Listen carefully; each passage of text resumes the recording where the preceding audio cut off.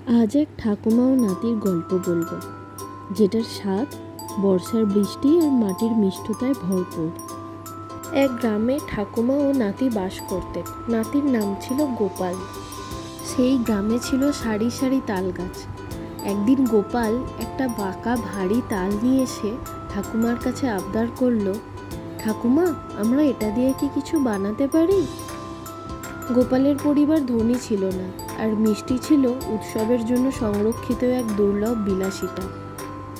ঠাকুমা রাজি হলেন, আর তার অভিজ্ঞ হাতে যত্ন সহকারে তালের শাঁস বের করে তাতে চালের গুঁড়ো, পোড়ানো নারকেল, গুড়, পরিমাণ মতো নুন, একটু মৌরি দিয়ে একটা ঘন ব্যাটার তৈরি করলেন।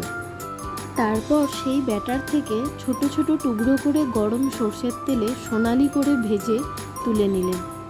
তারপর একটু ঠান্ডা হতে গোপালকে খাইয়ে দিলেন। গোপালের মুখ আনন্দে উজ্জ্বল হয়ে উঠল।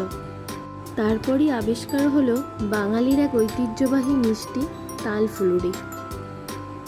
তালফুলুরি তৈরি করাটা কেবল রন্ধন প্রণালীর চেয়ে বেশি এটি মাতৃস্নেহ, পিতৃস্নেহ, সহনশীলতা ও সাধারণ জিনিসের আনন্দের প্রতীক, যা বহু প্রজন্ম ধরে চলে আসছে।